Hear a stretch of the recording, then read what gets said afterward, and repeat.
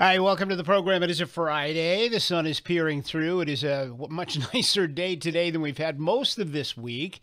And the weekend not looking too bad. We'll follow that forecast for you, of course, right through the weekend. And hopefully we're going to start to see our way out of this wintry weather pattern we've been in. From what I'm hearing from the ABC6 Weather Center, we're going to see some nicer temperatures next week. So that certainly is a good thing. Yesterday, we had quite an interesting conversation about a piece of legislation that's been filed in Pennsylvania, the Commonwealth of Pennsylvania, dealing with bullying. And the nuts and bolts of it is the state representative who filed this legislation, Democrat Frank Burns of Cambria, wants to see parents held responsible for the actions of their children. And under the bill, basically, the parents would get a first phone call from the school. Your kid has been involved in bullying. This is what we've done. And we would appreciate if you would work with your child a little bit here and try to get little Johnny or little Janie to behave. A second call would result in a court summons. And the second call would result in the parents actually having to attend a parenting class and would be invited to a larger discussion to discuss bully resolutions. And the third phone call, the dreaded third phone call, would result in the courts getting involved. And that could involve a fine of up to $500 and community service for the parents, right? So we talked about this yesterday for quite a while. And we attempted to get Representative Burns with us, but we were a little bit late in connecting, so he's agreed to join us for a few minutes today, and we want to talk to him about his legislation. He's on the line with us now. Representative Burns, thanks for your time. Appreciate it. Well, thank you for having me. It's an important issue that needs discussed. Absolutely, and it's something that really got a lot of attention here yesterday. That's why I'm glad you agreed to come on today and chat with us a little bit. So tell me where this comes from, and I guess a little bit of the background, how you came to draft this legislation. Well, I went to every school in my district, and I had a bullying pledge. And basically, it was just a piece of paper that they signed that they wouldn't bully other kids. Well, when I was doing that, I went to the schools and I was talking to the kids. A lot of them thought I was there to actually solve the problem of bullying in their schools, and they were telling me stories of how they were bullied. And that one kid raised his hand and said, "I was bullied just this morning," and told me his story. And I realized I'm not the person that can solve this within the school. And, after talking to some parents, they've complained to the schools, and the schools weren't really doing much. So I felt we had to do something to get the parents involved, get the schools involved, and try to change this child's behavior so that he's no longer bullied. So in your legislation, you seek to penalize the parents, and a lot of callers were calling in yesterday. Does the representative intend to also make the kid involved have to do community service, or maybe get a fine, or whatever, or attend a class like the parenting class, or whatever? Does all of the punitive measures, does that really fall on the parent as opposed to the child? Well, it falls on the parent, but let me be clear here: the goal is not to fine parents. I hope that we never have to reach a point that we have to fine a parent. My hope is to get parents involved in the process early. That's why there's a 3-strike system. Mm-hmm. So the first, they're notified, and the school handles it. The second, the parents have to attend class. They have got to attend a resolution conference with their child to figure out is there something more going on here? What's causing this? And then if it happens again, if the parents neglect to take the actions outlined in strike 2, then strike 3 will come with punitive damages. And I've heard from parents as well, like, why punish the parent? Well, the kids are going to be punished in school. That's up to the school board and the school to determine the punishment that the child receives. This will put a punitive damage on the parents. And parents, whether you like it or not, you're responsible for your child's behavior.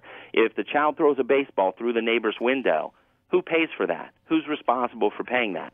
Not the child, the parent. Now it's up to the parent to say, okay, you're going to work that $500 for that window off. You're going to cut grass. Here's a lawnmower. Go cut the neighbor's grass to pay that off. That's the system, and that's how I see this playing out. So is this enforceable, do you think? Well, it's enforceable by the court of law if it gets to that point. Mm-hmm. So let's say the parent says, I'm not paying that fine. Right. It's just like when you don't pay a parking ticket. Okay, so the court this would have the full effect of the law in terms of enforcing it in that way.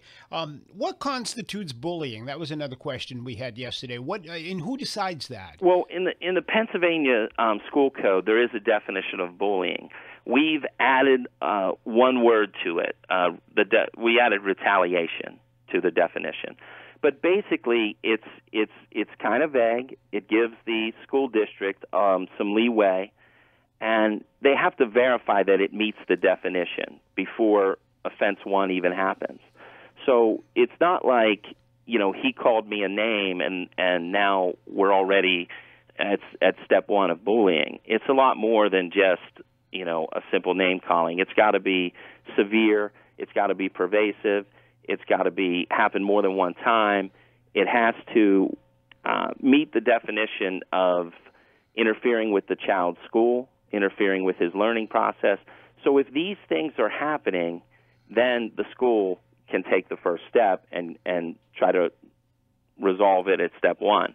Then we're giving step two for the parents to because I heard complaints that, the parents need counseling, the child needs counseling. Well, step two is going to provide that. If there's a bigger problem, they'll be able to identify it in step two.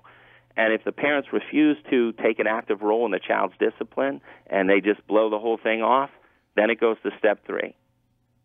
So physical confrontations or physical abuse, I mean, that's a whole different level, right? I mean, that takes it above bullying, and now we're talking about assault and battery, right? It could reach that. Oftentimes in schools, though, they don't file if it's pushing every day, they're not going to file assault charges on a 12-year-old kid. Right. So my hope is to modify behavior and to get parents to modify their own child's behavior. A lot of times these incidents happen in the playground after school, and then it's brought to the school. Parents are expecting the teachers to... Yep. Are you with us? I think we got disconnected there. I think we lost the representative. Are you there? Nope, he's gone. Okay. All right, Representative Frank Burns from Pennsylvania on the bullying issue that we were talking about yesterday. He may or may not rejoin us. I'm not sure, but I think we got pretty much all of our questions answered there. I was going to ask him about whether or not we've just gotten a little bit soft. But I don't know if we hear back from him, we'll put him back on for a moment or two. If not, there you have it. That's follow-up to our discussion yesterday. I did reach out to him yesterday before we went on the air to talk about this, to see if we could get him on the program, but they didn't get back to us until after the program was over, and there was an issue, I guess, with the weather down there. All the snow that we did not get on Wednesday, they got out there in Pennsylvania, and so as a result of that, they were late getting in the office yesterday. So since he did reach out and contact us yesterday afternoon, I decided to ask him to come on today and to further explain his legislation. All right, it appears as though we're not going to reconnect with him, so I think that's I think we might have him back right now.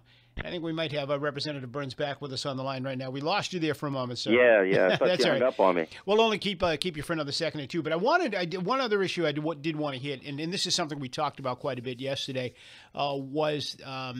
As a society today, are we getting a little soft? I mean, are we not able to do conflict resolution on our own? Does it really need to get to the level of the courts or dragging parents in? It seems as though in the day we used to be able to resolve these kind of issues on our own, and now it seems as though we're not able to do that, or it happens more.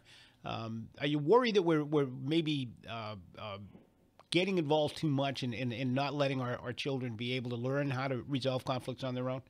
Well, this is where the definition of bullying comes in. And, the notion that we allow some type of bullying to toughen our kids up in school is ridiculous. School is a place for this child to learn without fear of being assaulted, without fear of being humiliated or shamed. So the thought of we have to toughen these kids up for the real world, so subject them to bullying, that doesn't make sense to me, especially when you hear some of the stories from these victims. They're tormented every single day, and there's no way you can learn in that environment.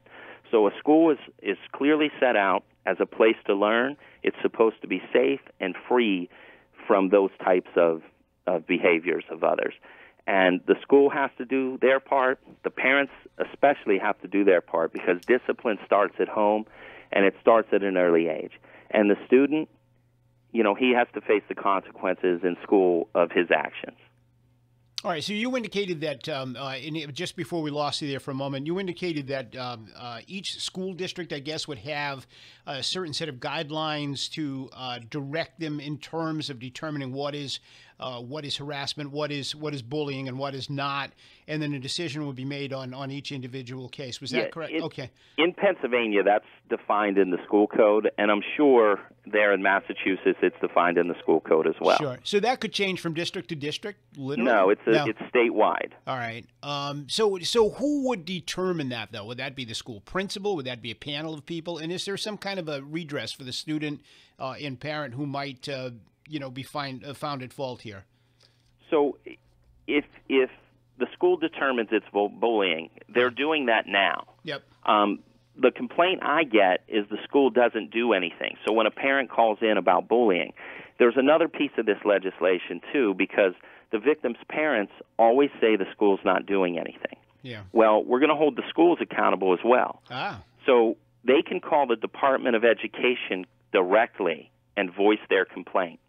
Then the department will follow up with that school and say, we received this complaint. Do you have an action plan? How are you going to resolve this? And then they got to go through step one of the offense and determine if bullying occurred. And if it's not reported by the school itself, the school could face punishment from the Department of Education. So any bullying complaint that goes unaddressed, the school could face ramifications, with the most severe penalty being a loss of a teacher's certificate for whoever's responsible for it. Wow. Okay. All right. So we're not just holding parents accountable, the school's accountable too. And this is the approach we have to take. Everybody has to get involved to stop bullying. Is bullying, I don't know how old you are, sir, and I don't want to, I'm 60. I know we had a certain amount of bullying when we were kids. There's no question about it. Has it gotten worse? I mean, is this a situation that's gotten worse over the years? When you and I were in school, even if you had a bully, you went home and you were safe. Yeah. Now you have online. They can find you on social media. They're making fun of you 24 hours a day. Yeah. We recently had a kid that committed suicide in my district because they videotaped the bullying that he was subjected to.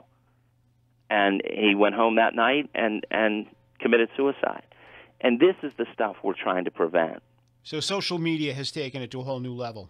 Absolutely, because you can't get away from your bully. You had a safe haven when you went home. The bully had no way to contact you. Right. And now he can contact you or your friends on social media, and they're conspiring, social media. They can contact all your friends and make fun of you to your friends, and you're not even online. You're not even it's a bad system. Right. And until the parents get involved and crack down on this, I don't know how else it stops.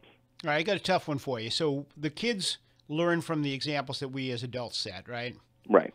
When you see the former vice president of the United States saying he wants to take the president, who's 71 years old, behind the school and pound the hell out of him or beat the hell out of him, is that a good example? Is that bullying? Is that tormenting?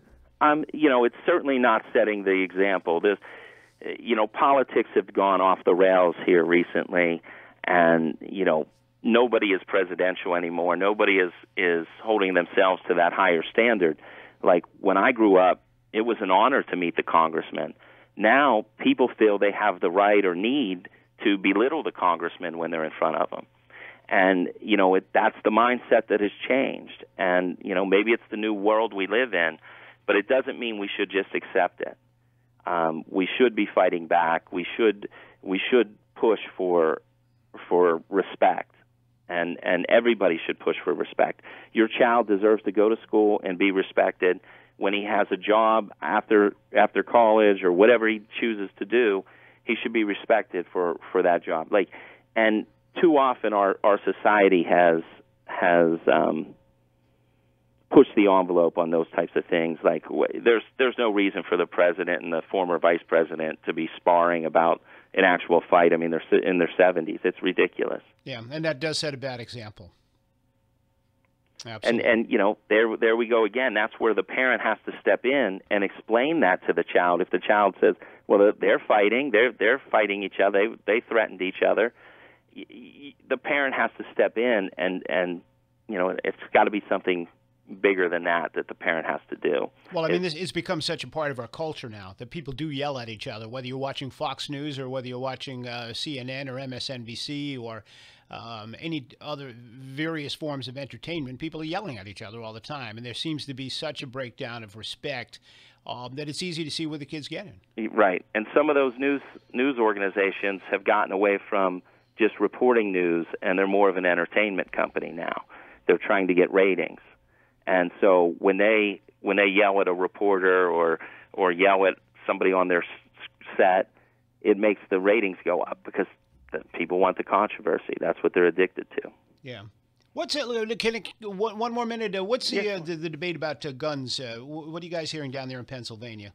I think the Senate just passed some minor gun control with domestic violence, but Pennsylvania is a strong hunting area and sportsmen, so it's going to be difficult to get any type of gun legislation passed here in Pennsylvania.